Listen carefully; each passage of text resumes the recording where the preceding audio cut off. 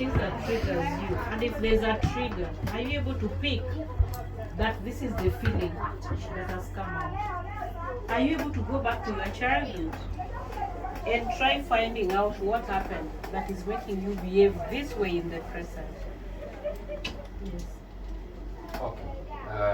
Because of time, I would like us to, I want us to just pick, if you have a question, I want us to just have 4 questions, and then on your own time, just go and do deeper research on masking and shadow work, and how that plays, what role it plays in your identity. Yeah, so first question. Any other question? Maybe before they ask questions, there's something you asked that I wanted to just answer briefly.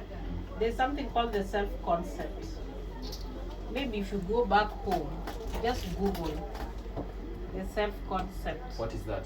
The self-concept is how you look at yourself and how other people look at you.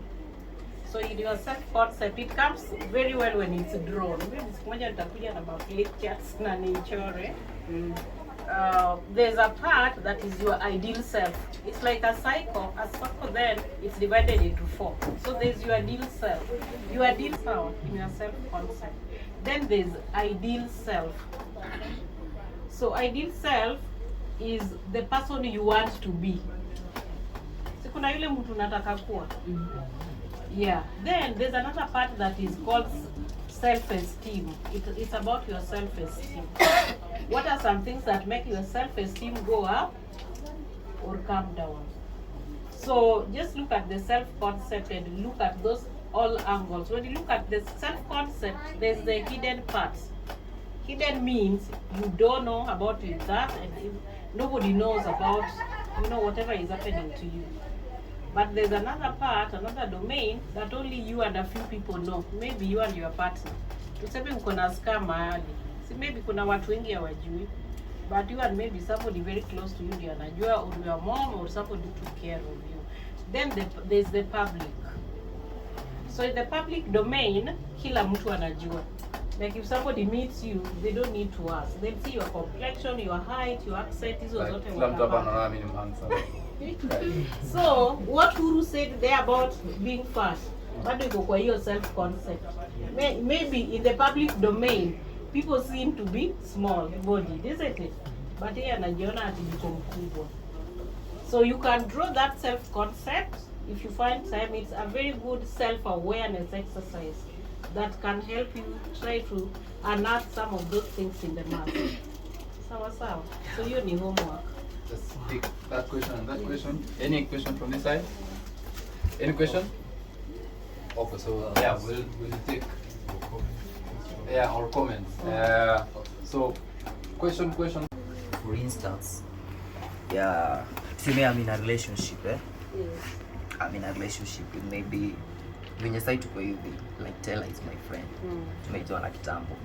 But kuna vitu sijui about Tella. Maybe we work, maybe tuna work in one organization, sindio? So kuna vitu zile zenye Tella, like tuseme maybe mimi ni mtu napenda kukasirika, I'm a jealous person, unaona.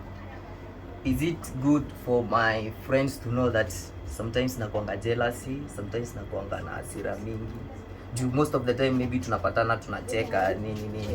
There is that dark side of mine. How will I express myself so that maybe mtu akuja nikosee, then I show my dark side. I say, "No, I didn't know you are that kind of person." So how can I unmask hiyo? Ndo mtu akijua huyu hata nikiweza mkosea, I know him, si mtu wa hasira, I know him. How can I do that? Because mtu mwingine watu wengine we judge people basic on outside appearance. Hiyo ndo tunaweza sema judge, unaona Tella is a good boy, is a good guy. So your identity, your mask, so how can I unmask it? Nisikuwe nimeficha hiyo nini, nisikuwe nimeficha my own character. Okay, the first step to healing is being aware. So the fact that you are aware that you have temperament, you get annoyed easily, that's already growth towards healing. So you're already aware. And here you are, you want your peers or your colleagues to know about it.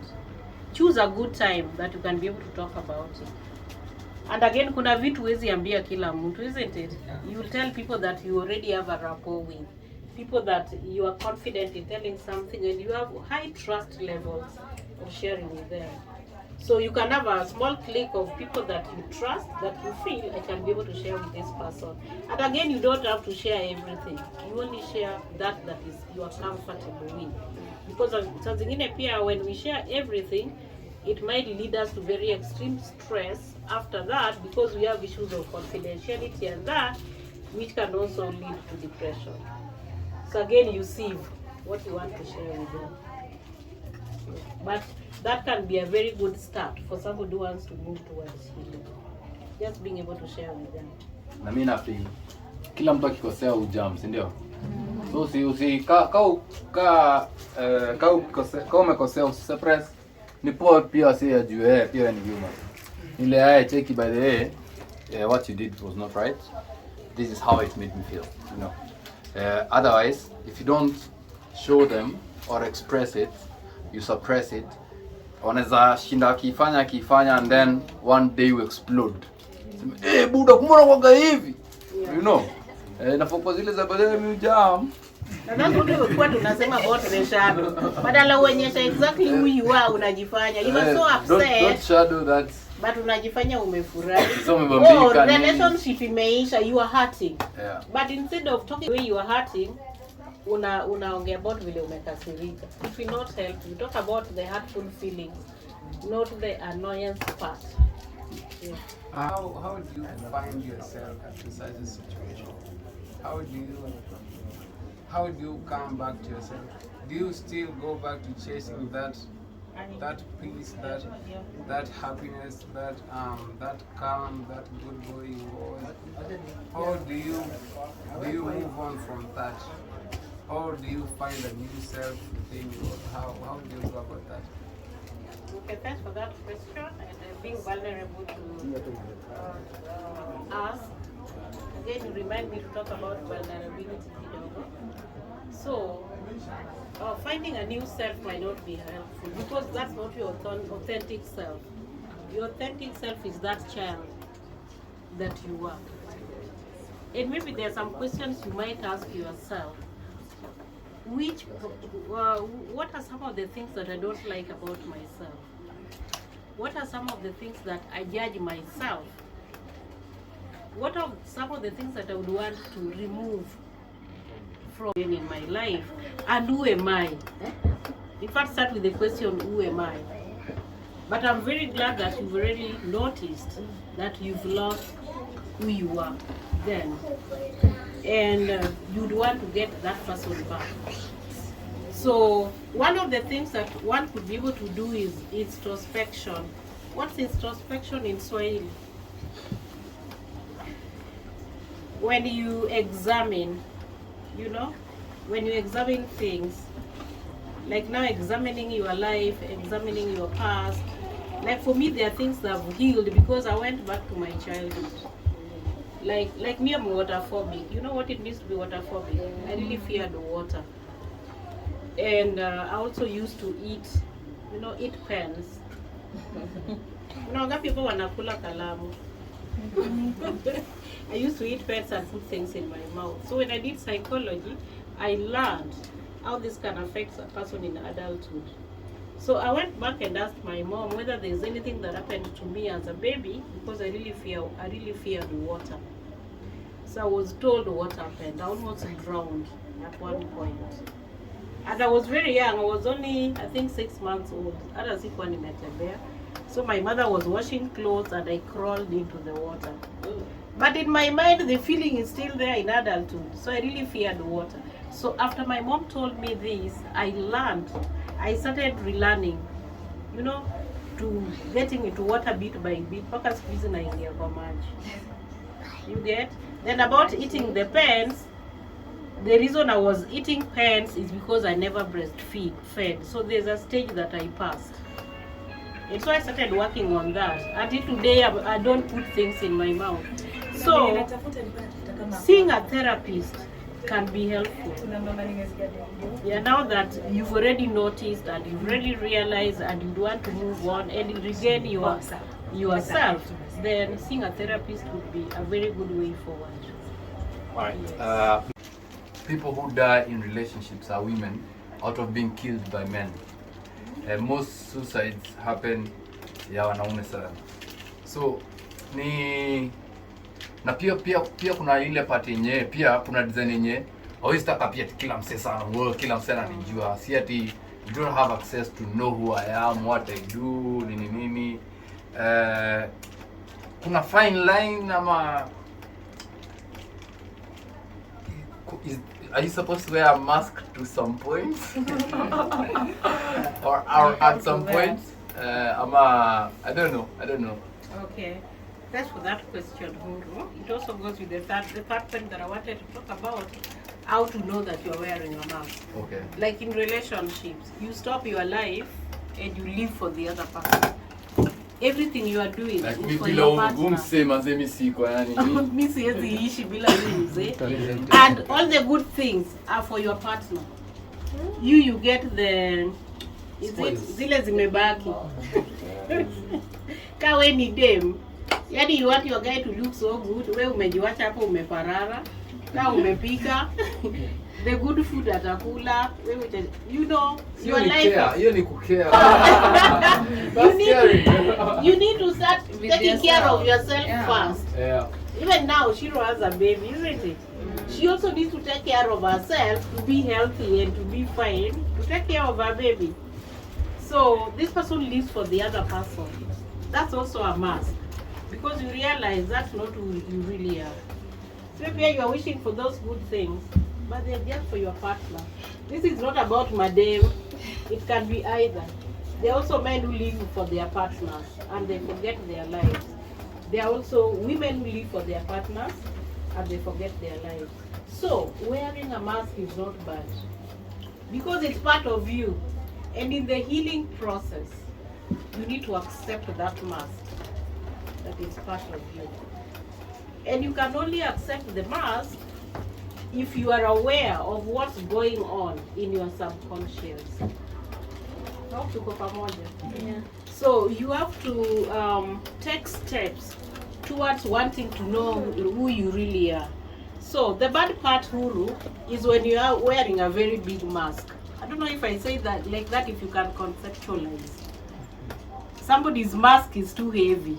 Yani amebeba vitu mingi sana kwa hiyo shadow. There's too much kwa hiyo shadow. And anytime they realize there's something in their shadow wanaikata. They say that's not them. Eh? But now if you accept that this for sure, this is my authentic self. This is in my shadow. Let me work towards changing or reducing. Then you start becoming healthier. Can masks steal your identity? They can. They can't steal your identity. Huh? Yeah, no, kuna swali lingine. Let me finish then I come to you. They can steal identity. They can, you know, when you lose, there are people who lose their identity. Totally. Hata ukimwangalia with the person you knew some years ago, even before they say something, you realize they are not the people that you know. Because of this mask, they're really trying to be who they are not to an extent that they've really changed. So they lose their identity. To a point And that that's you actually not a forget good who you are. They really don't know who they are. So there are people who lose their identity in really being who they are not. So it's really important for people to realize that all of us, we are wearing masks. All of us, even a mask. The only difference is the degree at which we are wearing masks.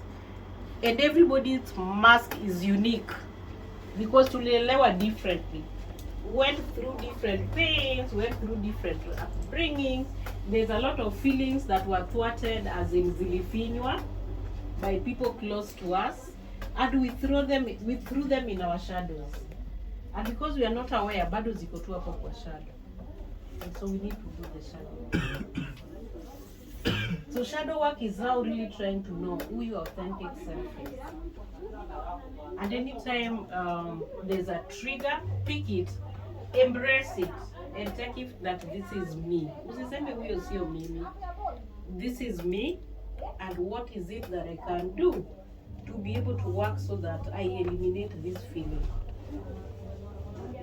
I don't know here whether there are people that even if somebody is going through pain, they don't feel it. When you want huruma. Huh? Yes. Because of maybe things that were done to them. Most of these things happened to us during our childhood, yeah? And they really sting. And they really affect us unconsciously. There's a part of the mind that is called id. Unaona vile ID inaandikwa? Id. So this id is the baby in us. And the id has to be treated with a lot of care. But people are not aware. So some things about id loves pleasure. Imagine what pleasure is. It loves pleasure. It fears pain. And if there's any pain, it just stays kidogo and it goes back to a comfort zone. In your brain? It's in your mind. Oh, you fananga watu baby girl. Soft life ambassadors. I don't know about id ndio uone id yako iko wapi. So, a child has id, it's the strongest. Unaona yule mtoto mdogo 0 to 1 year, the strongest part of the mind is that id. Mtoto kana nyonya, if you're in a matatu, atataka, akitaka nyonya utampatia whether you like it or not. Because id is talking. Id is saying, I want it now. And id fears pain and id loves pleasure. And id is very unreasonable. And it's very irrational. So mtoto mdogo has all that. And the baby is supposed to be allowed to go all through those things that they are feeling. Akitaka chakula, mpatie. If they are feeling some discomfort, maybe the pampers are full, replace, isn't it? If they are crying, they want to be held, hold them. But there are babies who don't go through that. You know, they are kind of neglected. So in adulthood, their id is still the strongest. Hawa ndio mtu akiingia supermarket. But then I realized that my id was stronger. But after realizing I worked on it, mtu amebeba pesa ya rent na akiingia supermarket, so unaona vile supermarket vitu zimepangwa. Id inamwambia nunua, fanya shopping. But there's another part of the mind called the ego inamwambia hapana. Haki huwezi ona hiyo ni pesa ya rent. It will be very embarrassing. There's another part super ego, it deals with our morality. Now our parents told us this is right or this is wrong. Hiyo part inakuambia it will be very embarrassing if you use money for rent to do shopping. But because your id is strong, is in adulthood, utafanya shopping. Then you'll go home and start wondering. Sasa mbona nilifanya shopping? So that's what we call impulse buying. So if you are an impulse buyer here, know that your id is very strong. Ukiona viatu huwezi pita. Ukiona sijui nini, ile pesa ulikuwa umebeba for something else, you are buying something with it. That's your id is very strong, and it's not your mistake. It's the way you were raised at that particular time. So even these masks that we are talking about, the id is still there. It's still playing in this mask we are wearing. But are you realizing that you need to work on some of that? This is the feeling that has come out. Are you able to go back to your childhood and try finding out what happened that is making you behave this way in the present?